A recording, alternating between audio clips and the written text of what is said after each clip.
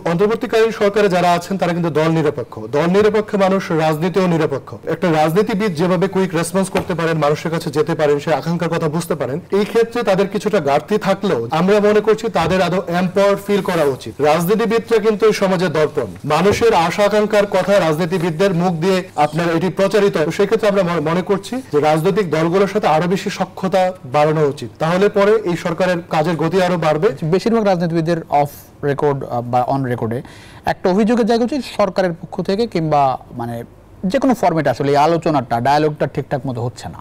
মানে এটি কি হওয়া দরকার বলে মনে হয়, বা এই 5 মাসে কেন এই আস্থায় সরকার রাজনীতিবিদদের নিতে পারলো না, আরো বেশি আলোচনা কেন হচ্ছে না? দেখুন, অন্তর্বর্তীকালীন সরকারের কিছুটা দুর্বলতা রয়েছে, আমি মনে করি নেতৃত্বের দুর্বলতা রয়েছে। তাদের যে কাজের গতি, আমরা কিছু জায়গায় খুব কচ্ছপ গতি দেখতে পেয়েছি, এটি সুস্পষ্ট। রাজনৈতিক দলগুলো কিন্তু বারংবার বলছে যে এটি জনগণের সরকার, আমরা সর্বতভাবে সাপোর্ট করি, সব বল থেকে, ডান বাম এবং সব বলয় থেকে। তো অন্তর্বর্তীকালীন সরকারে যারা আছেন তারা কিন্তু দল নিরপেক্ষ মানুষ রাজনীতিও নিরপেক্ষ। তো একটা রাজনীতিবিদ যেভাবে কুইক রেসপন্স করতে পারেন, মানুষের কাছে যেতে পারেন, সে আকাঙ্ক্ষার কথা বুঝতে পারেন, এই ক্ষেত্রে তাদের কিছুটা ঘাটতি থাকলেও যেহেতু রাজনৈতিক দলগুলোর সহযোগিতা রয়েছে এবং ইনস্টিটিউশন যারা মতামত তৈরি করেন, নাগরিক সংগঠন, সবার সহযোগিতা রয়েছে, আমরা মনে করছি তাদের আদৌ এম্পাওয়ার্ড ফিল করা উচিত।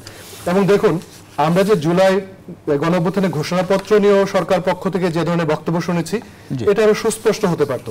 এবং যখন জাতীয় ঐক্যমত্যের বিষয়ে বিভিন্ন ধরনের ইনভিটেশন পাঠানো হয়, আমরা মনে করছি সরকারের সে সক্ষমতা রয়েছে, এটি খুবই ফর্মালি হওয়া উচিত। কারণ রাজনীতিবিদরা কিন্তু এই সমাজের দর্পণ, মানুষের আশা আকাঙ্ক্ষার কথা রাজনীতিবিদদের মুখ দিয়ে আপনার এটি প্রচারিত, এবং রাজনৈতিক দল কিন্তু এই রিপ্রেজেন্টেশনটা করে।